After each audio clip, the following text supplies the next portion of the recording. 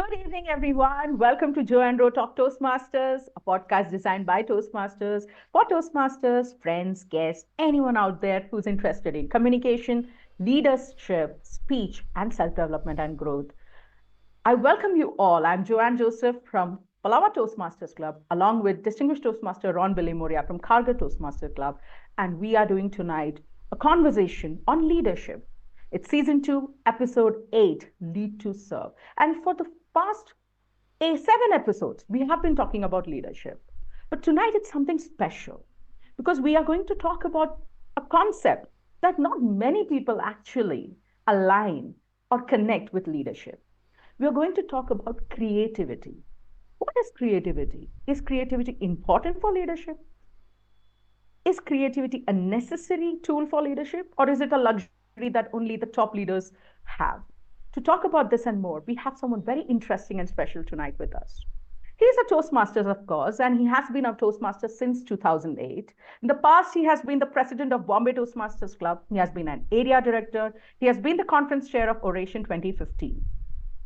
Personally and professionally, he is known as the brand architect, communication coach, and a transformation speaker. For more than 3 decades of experience he has behind him, and he has created successful service-oriented businesses and cultivated strong brands, including Johnson & Johnson, Castrol, Birra Lifestyle, ITC, and many more. He mentors CEOs to young executives to groom new champions in public speaking as well as leaders. And he has a reputation for bringing fresh perspectives and rare insights, thereby transforming people and organizations. And let me tell you an inside secret. He also has a reputation for being witty and humorous. So I'm looking forward to this conversation tonight with none other than Toastmaster Suneel Agarwal. Welcome, Toastmaster Suneel. Thank you so much for coming on Joe and Ro Talk Toastmasters. But before I go to Suneel, let me go to Ron. Ron, you have been a long friend with Sunil, and you have spoken so much about him. Tell me something, tell our viewers something about Toastmaster Sunil. Yeah, hi. So, Sunil, great to have you. Welcome. Really nice to have you on our podcast. Thank you.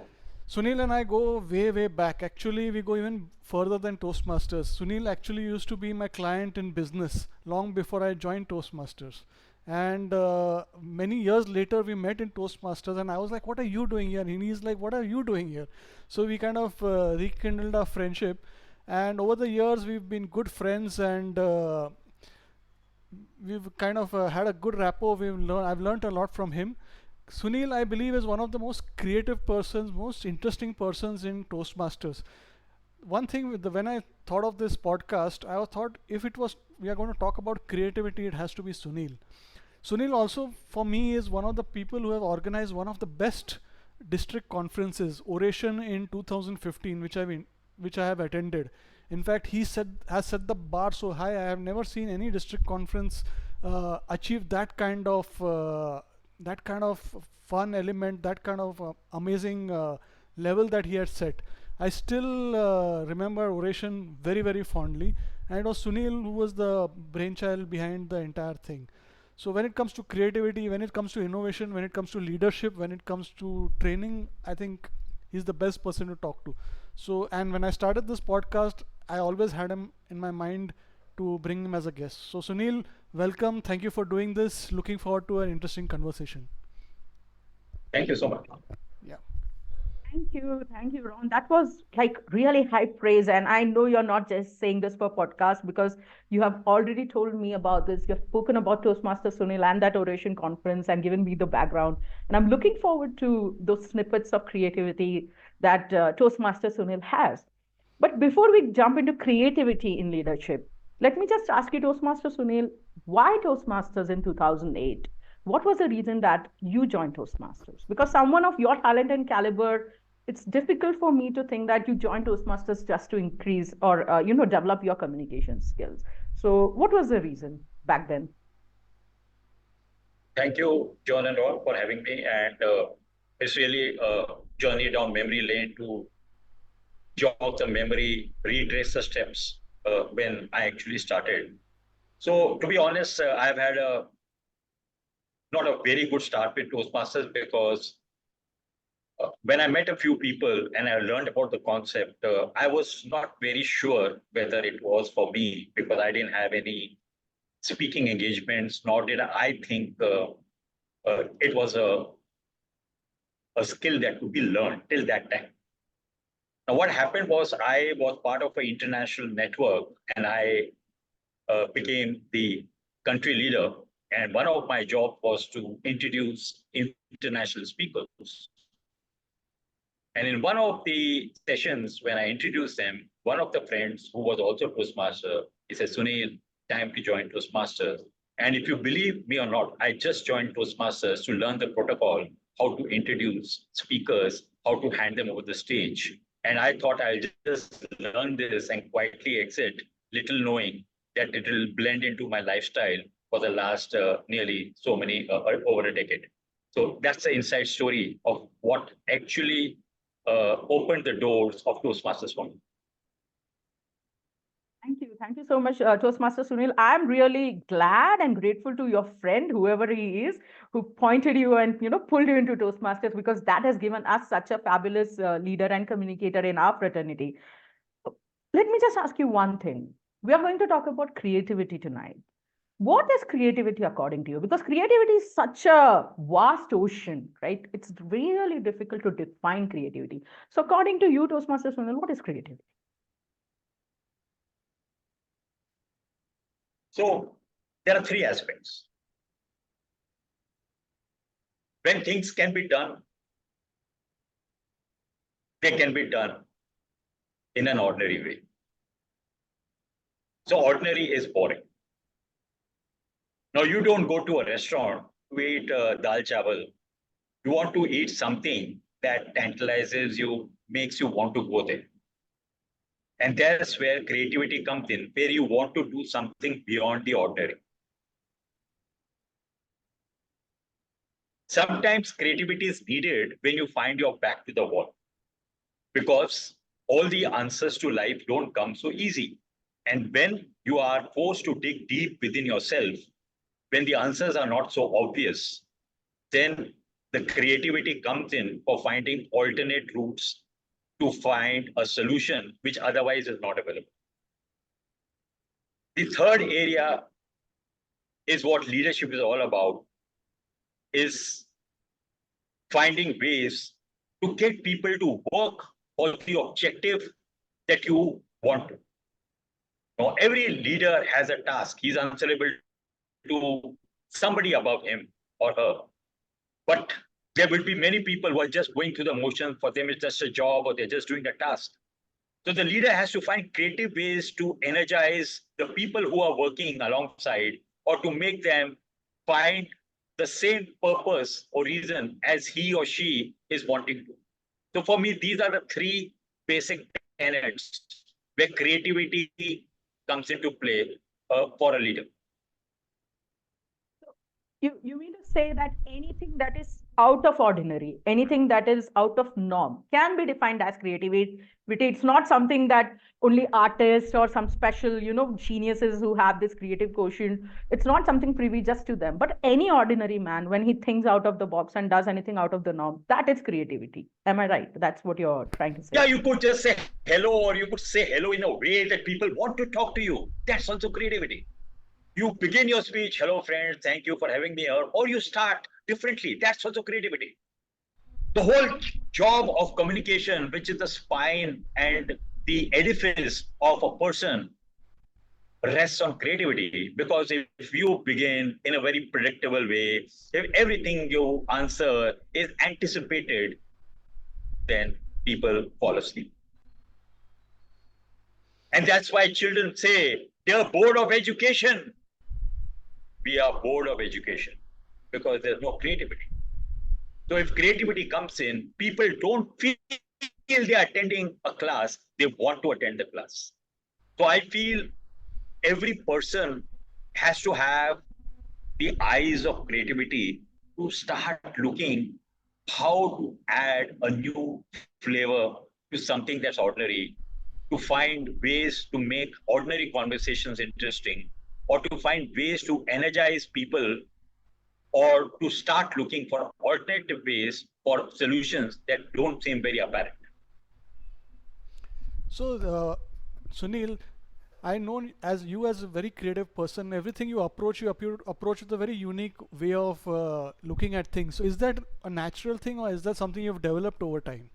Were you boring at some point and then developed into a person that was No, no, interesting, or I was it like. like you from your education only you've kind of come out like that? So see, your were you boring is a wrong English.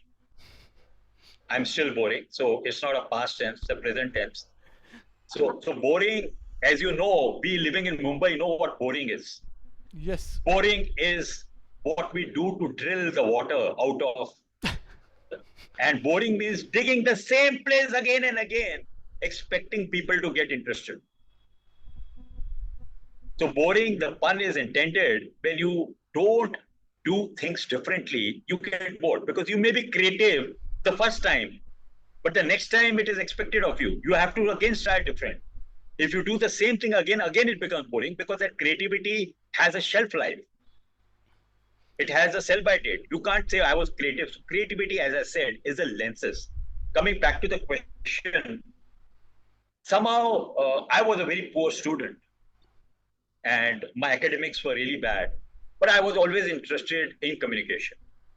From my childhood, I would cut out small snippets of quotes and stories from Reader's Digest and stories and paste them because I found that very interesting. Little did I know that it would become my lifeline in time to come. Wow.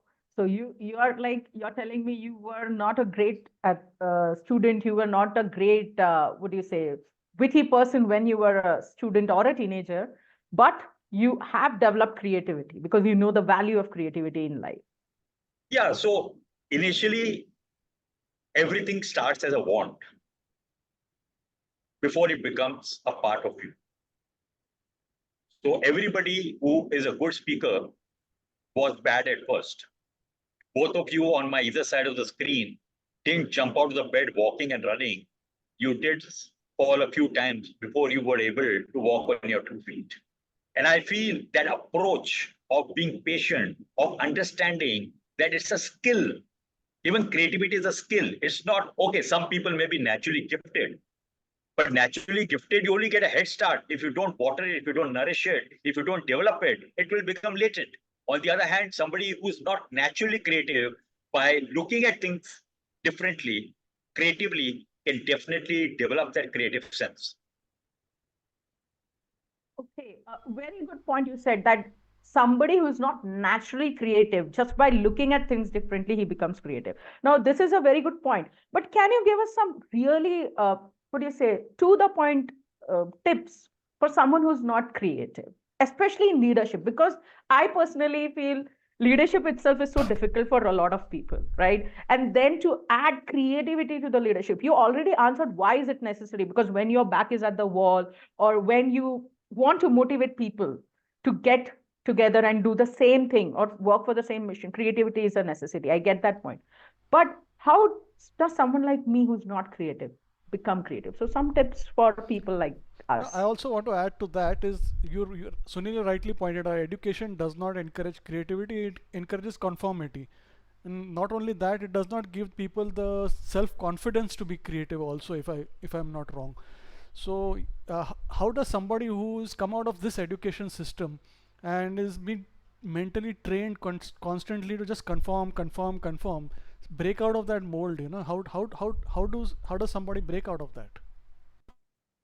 So three parts of the question. The first is Albert Einstein has said that if you do the same thing again and again and expect different results, then it becomes a capital I called insanity.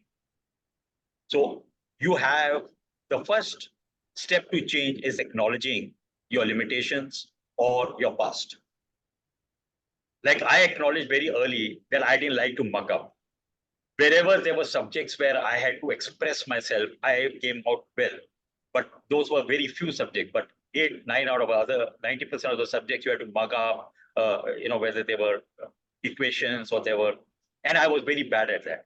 But then I realized I am able to express myself where there's no mugging up, which I didn't do it because I wasn't hardworking. I just wasn't motivated to invest my time there.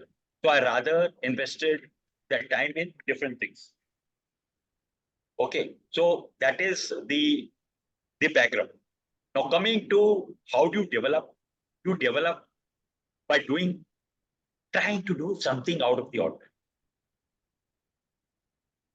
You have to give another style. So it could be an obvious answer.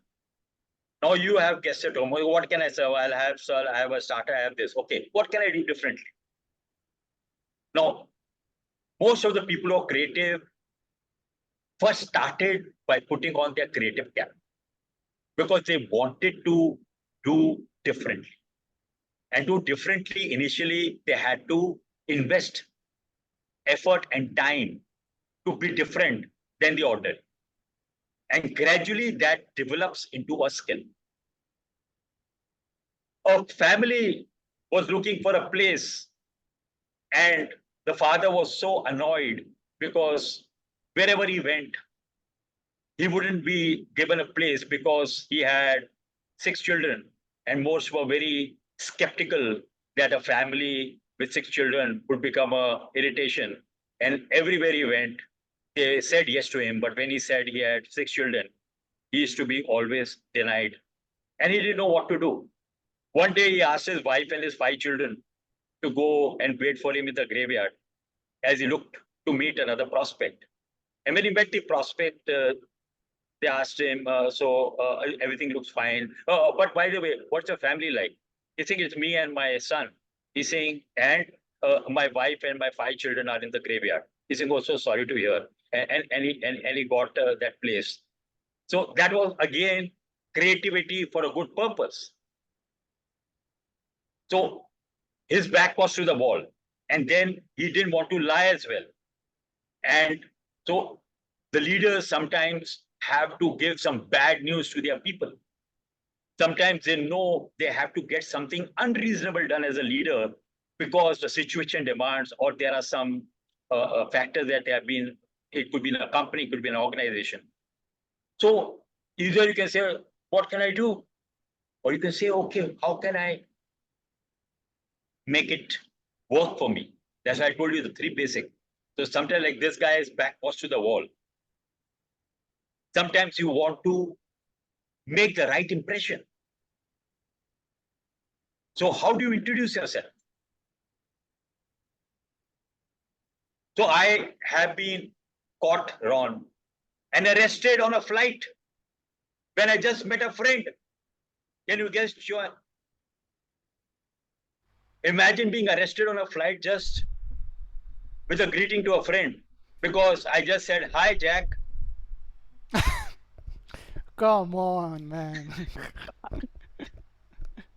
Okay. So you have to see, creativity is not automatic. Creativity needs you to invite it for everything you want to apply it.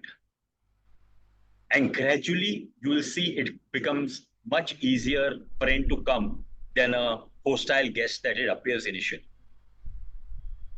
So thank you so much. Like one thing I'm taking back is creativity is not something that happens automatically. You have to work hard for it. So basically, that's a very good lesson to learn because if you want your Toastmaster meetings to work, if you want to convince people to come and take up roles, or even if you are a leader back home or back in an organization, think about the fact that it is hard work even to be creative. But Toastmaster Sunil, let me ask you, you train so many corporates, CEOs, young executives. How do you convince them to bring creativity in their work and in their life when many a times you, as leaders, we feel like everything is working perfectly? So why change? If the wheel is moving perfectly, why change? Why go for the creative way? And I'll tell you, this is very pertinent for Toastmasters because Toastmasters has a set rule, has a set way of doing things, right? And it has been working. We are in the 100th year right now, and it's working perfectly. So why bring in creativity into an organization or into a space when everything is perfect? How would you convince a leader to do that? One is obvious and one is not so obvious. One is, if you are going to be the same person around tomorrow, then why do you need tomorrow? It is a human endeavor to keep raising the bar. So people who progress don't progress by reaching there and resting on their laurels. They are always trying to raise the bar. So anybody who thinks I've made it, I've reached it, I've done it, I've been there, that's the starting point of their decline. The second, not so obvious, is that if you do not exercise this muscle, if you do not stay on top of the game, gradually that what you think is standard starts dropping automatically. Because only when you energize yourself regularly, because you see today, if there's a certain inevitability about the meeting, since you talked about the Toastmaster, even the good becomes very accepted, very ordinary. So why do you have, when you play poker or when you play cards, why do you have variation? Because people know by dealing the same way, there's a certain boredom that creeps in. So you need a variation. So the variation, then again, the creativity comes looking at the largest frame of things. You can't say, okay, let's go for a picnic. That is not a meeting. But you could say, okay, let's have a new theme. Let's have a different type of role play. Let us do a speech marathon. Let us do an exclusive table topic session. Let us intersperse with means within the framework, you can do something different that keeps people moving. As soon as you become complacent and creativity both begin with C, but they are absolute rivals. I like the thought as creativity as a gateway to excellence, a gateway to improve yourself.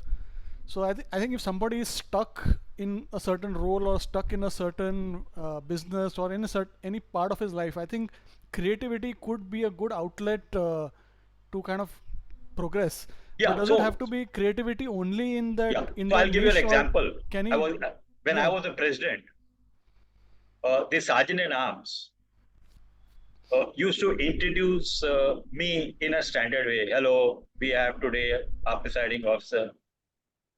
After two meetings, I said, he said, but you're the same person.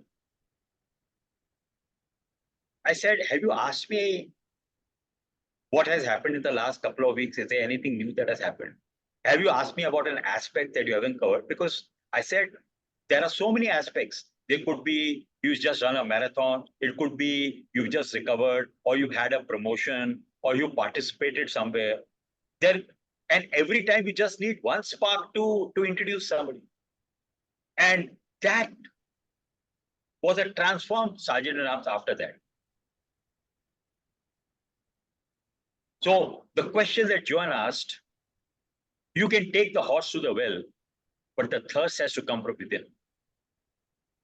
So all the people who have shown great progress towards creativity have first to understand how beneficial creativity is to their individual development and career development. Thank you. So I wanted to ask a tangential question. Um, we are talking about creativity in a specific domain, like okay, I'm taking a sergeant at arms role and I'm trying to bring a lot of creativity into it. But if I look at widen it to a broader thing in my life, overall life, would it make sense to pursue creative outlets, maybe music or some art or something? How does that enrich your leadership? Is it broadening yourself as a person also a form of creativity, I think? So OTP is the gateway to your money transactions. But OTP stalls your creativity because it means one trick pony.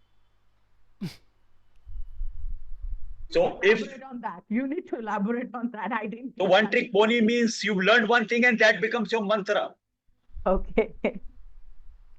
But as I told you initially, that creativity, the first time is creativity, but after a couple of repetitions, again it becomes normal. Then again you have to reinvent yourself. So you can't say I was creative once upon a time. Okay, so in far as you are concerned, since you mentioned how creativity comes, I personally think you need to broaden your scope. You need to bring. So, what is the difference, Joanne, between a lake and a pond? He's bigger. Size doesn't matter. No, the biggest difference is pond is stagnant water and lake has a fresh water inlet. And so are our minds. If we do not feed it with some fresh water, how do you expect creativity to come in?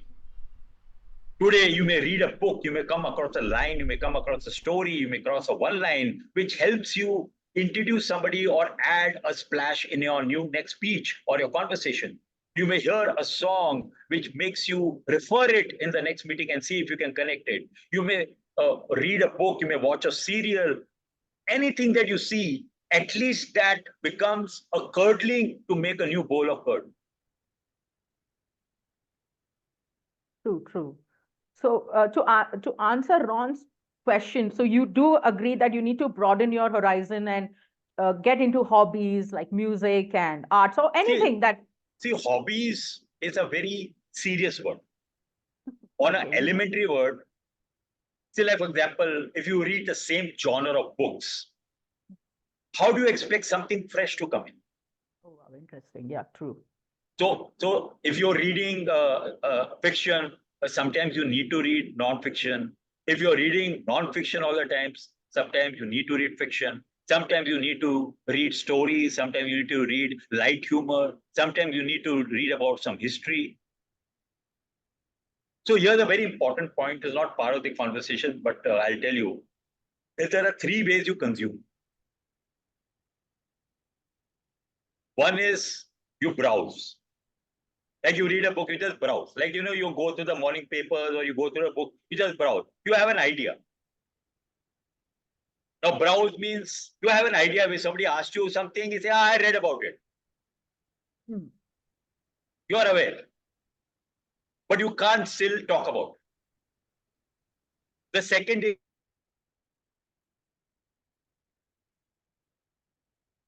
we are facing a network issue with Toastmaster Sunil. And while he joins Sunil, background. You're back. Can you repeat what you just said? You dropped out for a second. Yeah. So as I said, the first is browse. Yeah. After that, yeah. So the second is you can read. So when you read, you have given it more time to understand. So you can converse about it. But if you want it to be part of you, then you have to study. See, like you read a book, you just flirt past the pages. You just go through the pages because you're just seeking it for enjoyment. But when you studied in school, you read and studied it because you had to answer the paper the next day or in the exam. Now, if you have that approach for something interesting, then it becomes part of you. And the biggest challenge of good things in life is retention.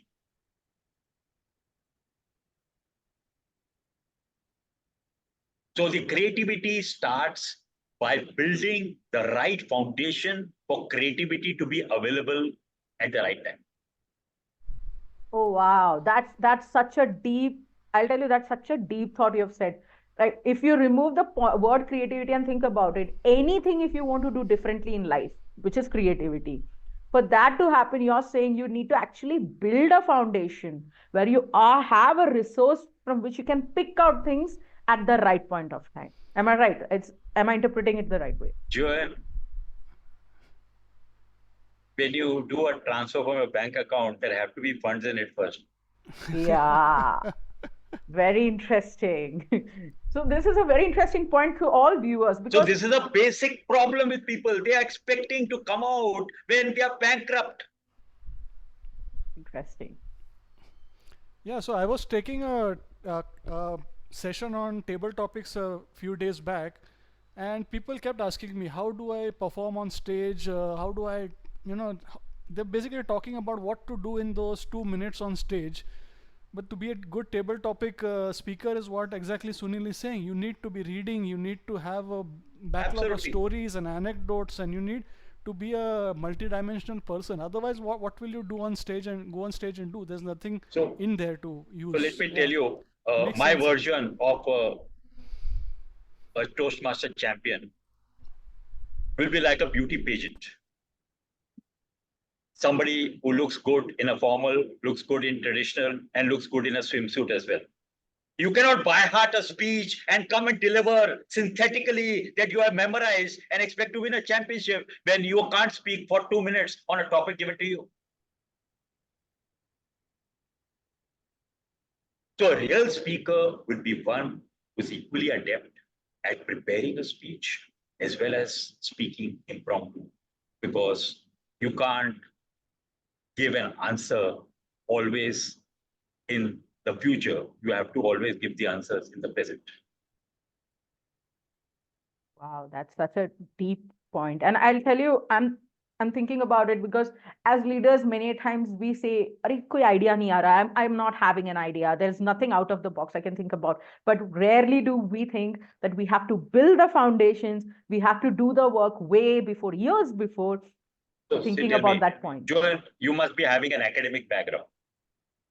You are speaking Right. in a language fluently, but you started learning word by word. True, true. Today, you're reaping the benefits that your parents push you to go to school, much against your wishes, getting up for cold mornings or going when you were not very interested. But today, you're reaping the benefit of that foundation. The language that you learned word by word, you are able to use it to converse today. And whatever you invest in yourself today may not come handy today. Ron, what do you think about this point? Because you yourself are the VP PR of your club, you are the PR chair for Eloquence. You are someone who is an expert when it comes to creativity. Do you agree with what Sunil says that truly to become creative, one, is it possible? And two, you need a strong foundation and you need to build. No, everything Sunil has said is 100% true. You need to build a foundation of, need to become a multidimensional person. A lot of people don't invest time in, like, I have done a lot of things in my life which are, you would say, out of the ordinary. I have learned dance, I have done martial arts, I've played chess, I read, I do fitness. So if you look at me, I'm not in terms of being bragging about it, but in terms of just having different, I've learned so many different uh, things that when you put me on stage, there is already a big bank of experiences which I can draw on, stories I can draw on. But suppose you are a 9 to 5 guy, you are okay, you are a family guy. I no harm in doing that. And you go to the office, you have a standard job, you do a 9 to 5, you come home, you play with your kids, your family, you go back, and that is basically your life. And a lot of people, and nothing wrong with it. But then when I put you on stage after that, you have nothing to draw on. You might have gone to a family vacation once in a year, twice a year, but you do not have the stories, you have not had an adventure to draw your this on. So I think having a life which is okay and ordinary is fine, there's absolutely no harm. But if you want to be a creative person, if you want to bring creativity into your endeavors, grow as a person, you have to come out of your comfort zone and try different things. And I tell you, as someone who's tried, and I'm sure Sunil will agree, as somebody who's tried many things, you are going to look foolish, you are going to crash and burn, you're going to look stupid. Imagine me going and learning dance. It was like 2 years of Shamak Dawa's nightmare. So, but I enjoyed that, and it has brought a dimension to me which was not there. Sunil, I'm sure, has also done a lot of things in life which have become a rich fodder for the creativity. See, you can't be excellent at everything in life, wrong. You have to choose your battles in life. But the experience that you get from dwelling into or indulgence can always be a creative forum. So many of the creative things happen by just adding something unusual to the ordinary. Like, for example, you start talking, you've all heard the expression of two left feet. And this were the same feet that walked into a dancing class, little knowing whether I will only dance to my wife's tunes or learn how to make people dance to my life. But when I came back to Toastmasters with this dancing experience, now I can make my club dance to my messages. You can bring that message just creatively because you have that story to tell rather than just say, you all must all come to the sessions. After all, if you don't come, what are these Toastmasters meetings for? So true, so true. And I agree with both of you, though I have never deeply thought about this aspect. But now that I think about it right now in the podcast live, yes, like we have DTM Brilliant, we have so many great speakers who come in. And what actually makes them great is the creativity that they bring in. And what is this creativity is actually the experiences. The out of the box thinking also comes because of the experiences and because of the endeavors that they take in. So this is a very good point that if you need fodder for creativity, you need the failures and the experiences that come out. Indulgences. Like, for example, uh, Ron has 12 into it, whether he did it for a few months, whether he came out, but that experience is still in his bank account. True, Tomorrow he true. wants to inspire people that, sorry, I gave it up, but you shouldn't. Then also he can use a story. Or if he wants to make people try out different things, he can still use a story. So first you need to have experience in your bank account. Then your creativity comes over. How can you use it to your advantage? Interesting. So true. Now, to both Ron and Sunil, let me ask you one very hot question. As you see in leadership right now with the artificial intelligence boom that's happening, it's even affecting the way we Toastmasters are learning. It's going to affect the way we speak, we craft our speeches. And one thing that I'm seeing is that in this 21st century artificial intelligence era, you need to keep on being creative, exceptionally fast. You need to bring in new things. Otherwise, you are like as if you're dropped in. You see the companies are going out of work. You see literally professions are now going to go out of work unless you are creative enough to do something about it. So what do you guys think leaders in such arenas should do to bring out that creativity and sustain their job, sustain their work, even in Toastmasters? What do you do? There is going to be an era where ChatGPT is going to give you the perfect speech. Not now, but someday it is going to happen. So then how do you convince your people to still go and write the speech from their heart? I think I'll Ron, let Sunil Sunil? answer first, and then I'll give my thoughts on top of that. I have an idea about what we do in the age of AI, but let's hear what Sunil says. Yes. I'm sure there's a PJ coming down the line somewhere, but Go ahead, Sunil. Go ahead. What do you think? See, technology is to assist people either in doing what they do easily, what they are doing in a longer time faster, or to add something creative which they would have otherwise not been able to do without the technology. Now, today, creativity, as I said, is not a fixed aspect. Now, today, AI is going to help you craft a speech, at least to those who couldn't craft a speech, now they can. Just like when word check came in, word spell came in, you need not now worry about your spelling errors. It was normal. Otherwise, you had to have a good language. Now, today, everything you can do a spell check and your document is fine. You don't have to worry, even if you're not so conversant with the spellings. So that has become a norm because of the technological support that it affords.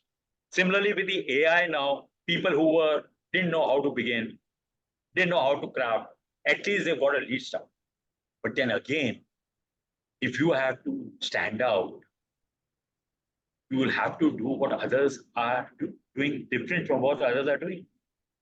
If everybody is resorting to that, you have to stand out by doing something different.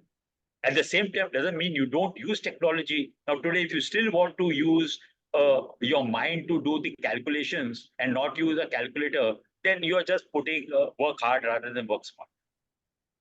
But then that is making your job far more easier so that you can devote that much time that you could have wasted on more creative aspects. Like, for example, now AI, say, first of all, I don't like AI because I feel a human connection is something that you should do organically what comes to your mind. And if you rely on AI, then it becomes very synthetic.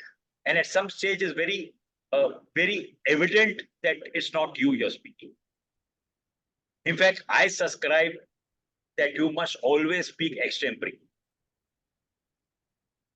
Because extempore is a combination of impromptu and prepared. Because if you just speak out of your head, it means you don't know what you want to speak. So you must have some skeleton. But then, unless you sound human, you hesitate to find those words once in a while.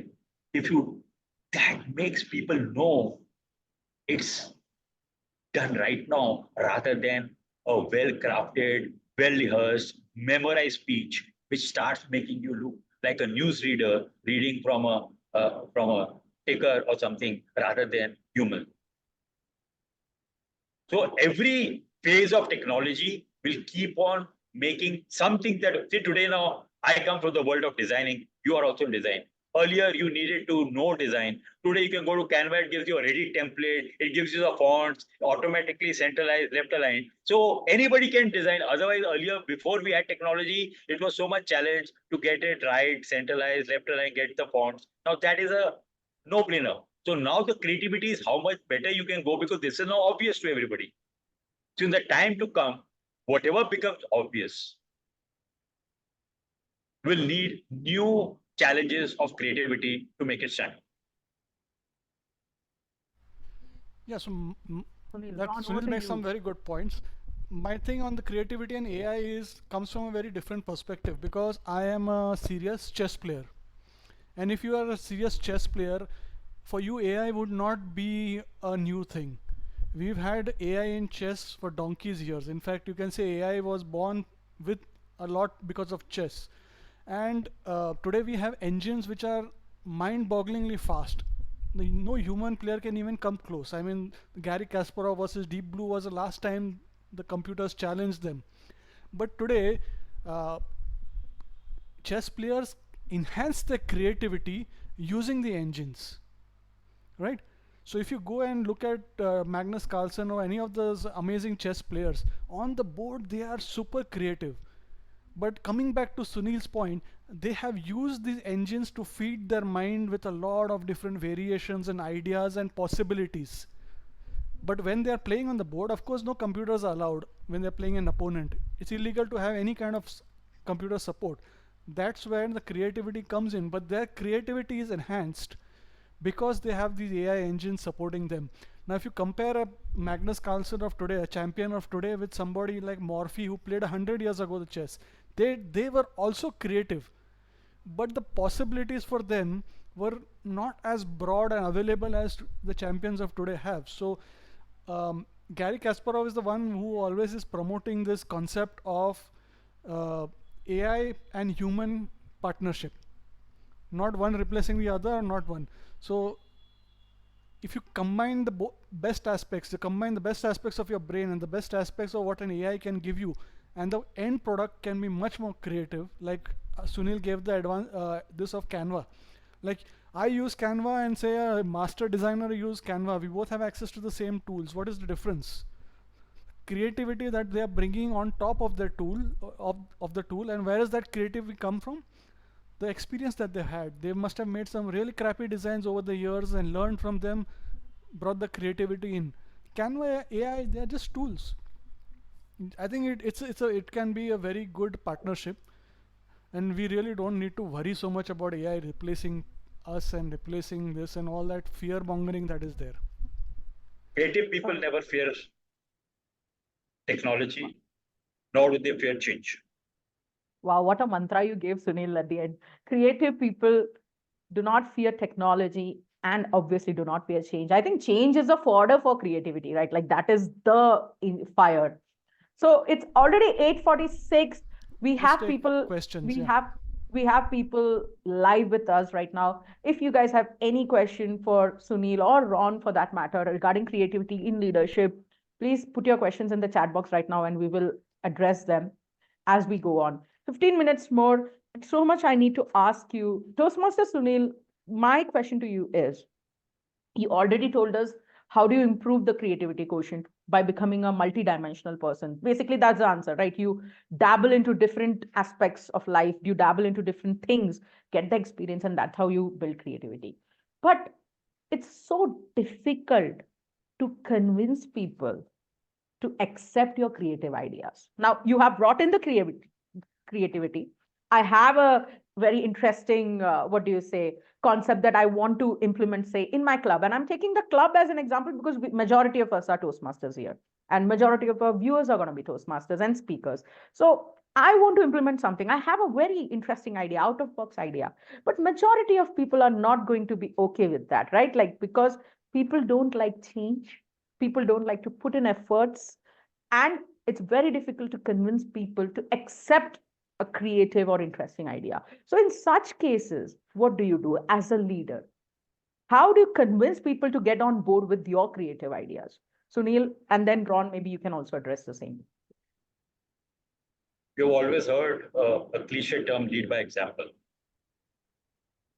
Now, if you practice creativity, then you are actually demonstrating the change and the creativity rather than just telling them.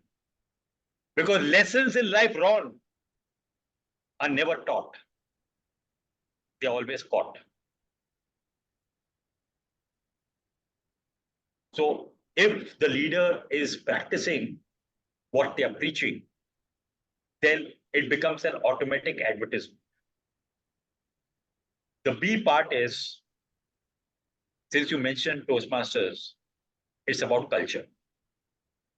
So now if Apple is known for its outstanding creativity, is not because they get the best, is because of the creative culture they have inculcated in the organization, where everybody, first of all, doesn't get a foot in the door unless they are creative, and they don't climb up the rung of success unless they keep contributing to the creativity. And the last point is, you have to be conscious of your personal brand. If you don't feel that I am creating the impact when I speak or when I lead, then you feel everybody is taking the same. You may have used a new idiom, you may have used a new creative way to introduce somebody, you may have used a new way to start a conversation, but they say, मुझे तो सब police वालों की शक्लें एक जैसी लगती है. So somewhere within you, there has to be a receptiveness to understand creativity and look yourselves to be looked upon as a person who's creative before you can imbibe creativity. Okay, very interesting point. Very interesting point you brought in. One is about the creative culture that you need to imbibe or you maybe create. And I love the example of Apple. So when you think about Apple versus Microsoft, and no, I love both the companies.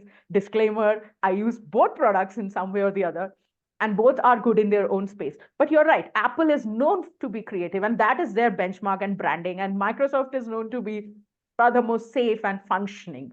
So and more numbers, Gabe. They're more in numbers. More numbers, right? True. I didn't want to say that out loud, but yeah, fair enough. So, Ron, bringing this point, building a culture, right? A creative culture as a leader. How do I do that? Can you just address that point? Yeah, so first of all, that's a very good question you asked, Joanne. That as a creative person, how, yeah, you can bring all the brilliant ideas out of the box thinking, and then people say get lost. Like Galileo was burnt at the stake for all his brilliant ideas. How do you do that? See, creativity will require you to fail. Creativity will require courage. If you want to be known as a creative person, like Sunil says, you want to develop a brand as creative, you have to accept and embrace failure. And I'll tell you one thing, Sunil probably agree also, creative people fail much more than non-creative people, because they probably try a lot more than the non-creative people. Now, if you Toastmaster is such a safe environment, and it's such a good nursery to be creative. I think at one of the earlier podcasts I had given this example of a lady who had, I'm sorry, I'm not remembering the name of this Toastmaster. She wanted to give a speech about blind people. She was telling us from the perspective of a blind person. How does a blind person feel? Now this was a speech she was giving at late in the evening, almost in the night time. And what she did, she went on stage and she just gestured to the sergeant at arms, and he switched off all the lights. and she gave that entire speech in complete darkness.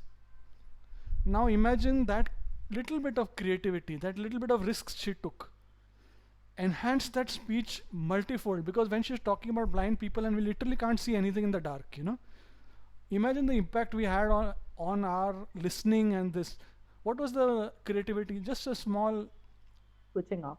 off of the lights. So I don't think creativity requires you to shake the entire world or change the entire world or fight against and hammer against everybody. A small change, small things at a time in a safe environment, like a muscle, you develop your creativity, and over time you become known as a creative person.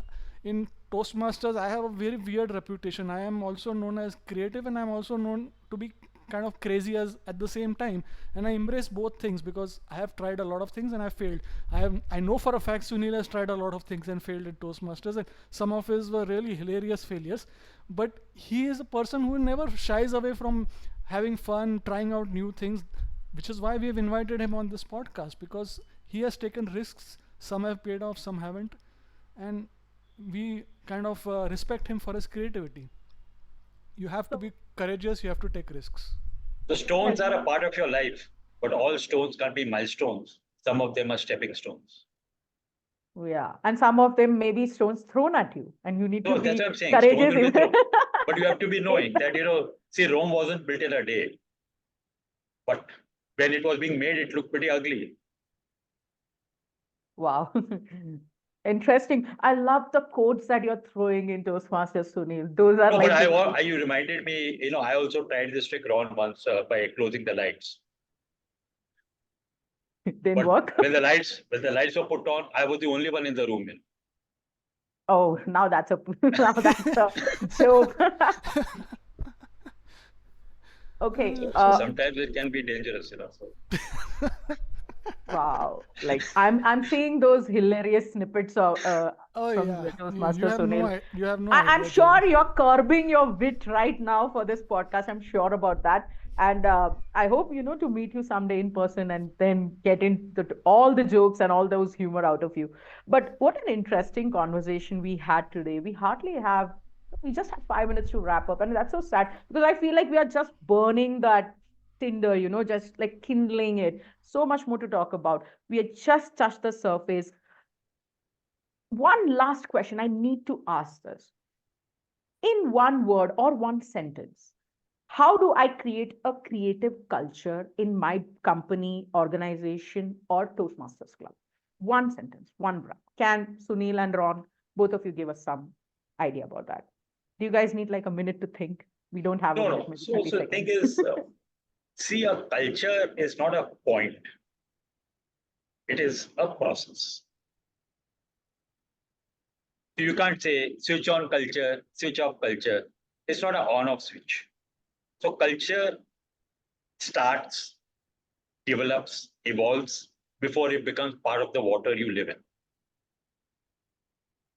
So when you are living in Toastmasters today, the templates that you have for your meetings, they might have tried so many things before they came to this 3 parts of the meeting. They might have tried and all that. So, but that culture, okay, everybody will applaud. There will be no crosstalk. Were gradually built in that you're getting a finished product, which is nearly a century old. So you have to understand that culture is also always evolving. It is addressing new situations. So, but a culture has to start with the leader, very strong belief. So it's a night now, but tomorrow morning the sun will shine again, I hope, in our lives. But the sun has to shine so brightly that you are able to experience the light even after its dissipation from so many. So the leader has to burn much more for the light to reach the audience. Oh God, you just gave me a topic for the next podcast. How difficult it is to be leader, right? Because the leader has to burn much more, take more work, do more, like sacrifice more, and then he may expect after a point of time maybe that Yeah. culture will See, now come. the podcast that you're doing, it may still not be utopia for you, but you're getting towards it. By the time you get there, you would have new standards to think of. But if you keep that side that I want to develop a good culture, I want to have good quality meetings, I want everybody. So there are so many wheels within wheels. For example, I would not allow people to take up the big three role till they had done some supplementary roles. Because a lot of people, oh, I want to just come and be the TMOD. I say, well, give some speeches. Similarly, so, but those were wheels within wheels. But when you're struggling to get 10 people in the room, then you can't have, then you have to find ways to run the meeting also. So today, as I said, you can't have lofty ideals. You have to be practical as well. But the culture begins with the leadership vision and then not afraid of taking hard decisions. Like people used to take slots when I was a president and then don't show. So I said, if you don't speak, if you've taken a slot, you will not be allowed to speak for 2 consecutive meetings. You're saying, but you're not getting any speakers. I said, I'm carrying DVDs. I'll show a speech, but I will not let you speak.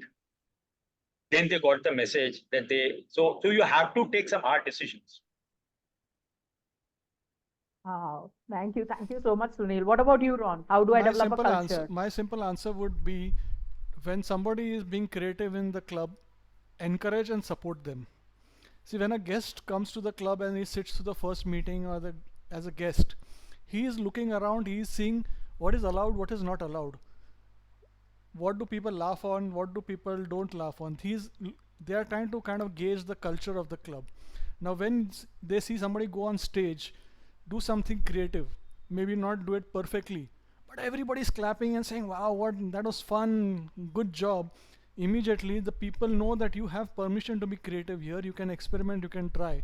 So the leadership just has to find those creative sparks and kind of, inflame them further, so that more people are feel the permission to come and do creative things. But if somebody does something creative and then the president says, "ये क्या यार तुमने क्या किया stage पे? Why did you do that?" Right? You're going to kill the creativity. You're going to kill spark. Everybody watching, anybody also observing will not take risks again. So as leaders, it's simply in any culture and organization, the moment you see a creative spark, kind of blow on it, try to bring it up, Fuel it rather than water it. Fuel it rather than water it. Yeah, and as you see, the culture will then slowly change, because as Sunil rightly pointed at the beginning, people learn by seeing people doing things, and when they see people being creative, that inner engine will start working for them as well. I'll tell you of my own beloved Agnel club. When we started the club, it was a very good club. It was a first class club, good speeches, good this, everything was well organized and all that, but it was not a very highly creative club. Now when I came back after 2-3 years to Agnel after a hiatus from Toastmasters, I found the club environment is completely different. There's so much creativity, there is so much energy, because somewhere those creative things were, it's still it the club was great then, it's great now, but there is a difference where the creativity has been encouraged by certain members, and certain members have become example for creativity, and that is why our meetings are superbly enjoyable now, so Yeah. Thank you so much, Ron. Thank you so much, Sunil. It's already 9. Oh my God. We have our summary to do. We have our vote of thanks to be done. Toastmaster Sunil, last quote, last phrase for all the audience out there who are listening to you right now live and who are going to go back and listen to you on YouTube or on Spotify. What do you have for them? So the biggest challenge, the biggest opportunity, the biggest purpose of a leader beyond all this is your IP address. And that IP address stands for intent and purpose. Because if you are leading to be popular yourself, if you're leading for your own personal benefit, then it's a self-preservation game, not a leadership game. A person was asking for help amongst all his colleagues. He's saying this poor woman is going to be driven out from a home because she hasn't paid her rent. Please contribute. And everybody felt sorry and started contributing. And everybody said, lovely work. Why are you doing this? He said, I am the landlord. Wow. Okay, interesting. So if the entire purpose of your leadership is towards your self goals, then it's not leadership. Then people will find out. And lastly, if you want to be heard, learn to stand out from the herd. Oh, interesting. Thank you so much. If you want to be heard, learn to stand out from the herd, and creativity is a very good way to do that. Ron, Yeah. last message from you for tonight. No, we are running out of time, so I'll keep it short. Sunil, it has been a true pleasure. It was fun as usual hanging out with you. Thank you so much for doing this. Yeah, my And pleasure. let's catch up soon again. And we'll have you again on the podcast somewhere in the future Yeah. as well. And we'll discuss Normally, maybe people call something me else. twice, Joan. So they always call me twice, the first and the last time. So Oh, we'll change the culture. Maybe we'll call you thrice and we'll see how to change the culture. Yeah, so Thank you let's so wrap much. up quickly okay, since Yeah, we are out of thank time you. now. Thank you thank so you. much, Toastmaster Sunil. Let me tell you, this was a very interesting conversation. Not your typical, what do you say, step one, step two, step three to creativity. Not your typical quotes, not your typical wit and humor that you get to see in Toastmasters or anywhere outside. It was an honor and a pleasure to have you, Toastmaster Sunil Agarwal. In Joando Toastmasters, we have a creative way to end the podcast. We'll try to summarize the lessons and the learnings that we have got in the past 1 hour. And I'll try to do that quickly in a minute, though it's impossible. So go back and listen to the whole podcast. But here's the summary. What is creativity? Toastmaster Sunil says there are three aspects to creativity. Do something beyond ordinary. When you're cornered or have your back to the wall, that time you need creativity. And whatever you then, that is also creativity. And finally, finding ways to get people to work for a common objective or mission. This is also important for creativity. And you need creativity to do that, obviously, because it's difficult to convince one person. Imagine convincing 20 in the group or 200 if you are in an organization or a leader in some, a greater industry. It's very difficult to convince people at large. So you need creativity to convince people to do something beyond ordinary and also to find solutions when you are in a fix and you have your back at the wall. He says communication is spine of a leader. And how do you add flair to communication? It's by using creativity, because otherwise you are ordinary. And if you are ordinary, people will get bored and they won't want to listen to you. And if people are not listening to you, how are you going to convince them to get on board and do your thing? As a leader, the main job is to convince people to get on board for the common mission. And you need creativity to convince people, because otherwise they're going to get bored and not listen to you anymore. So think about that. Boring versus creativity. Very interesting point Toastmaster Sunil said is creativity also has a shelf life. Something that we tend to forget. You bring in one idea, you bring in, do something new, and you are like, now I'm done. I'm sitting on this chair and everything is hunky dory. No, it's hard work, my dear friends. It's a constant process. It's like growth. It's never ending. You have to be creative. You have to keep on finding ideas, and out of the box experimentations need to be done every single day in every single aspect of your leadership, so that people don't get bored. Remember, creativity has a shelf life. And how do you do that? All said and done, that's the most important thing. How do I become a creative person if I'm not naturally someone? Both Sunil and Ron have said become a multi-dimensional person. Remember the word multi-dimensional, my dear friends. Very important. Expand your horizon. Get into things that you're comfortable as well as not comfortable with. Do things that you may love and may not love, just for the experience, just for that indulgence. Develop that habit of trying to do different and new things. Then you will get the ideas to think out of the box. Then you will know how you can now find solutions for problems that otherwise an ordinary person cannot find. So multidimensional personality is something that you have to develop. Then we spoke about why creativity when everything is fine. The most important question, right? Everything is working, the club is working fine, the organization is doing fine. Why do I need to be a creative person then? You want to know the answer? Go back to the podcast. I'm not giving you all the lessons and all the tips here. One trick pony becomes your mantra. This is what Sunil says. One trick pony. Don't become a one trick pony. What does this mean? You want to know more? Go back and listen to the podcast. The most important point that Sunil mentioned, and what I'll tell you, Sunil and Ron talked about, is building a foundation for creativity. The problem here is that we think creativity is something that comes out of the mind like a spark. You saw the problem and then a creative idea comes in. No, my dear friends, they both attest to this point that you have to build a foundation. You have to know how to consume things. You have to know how to read, study, and be different. And your knowledge needs to increase. Your experiences need to increase. And you need to be an enriched person.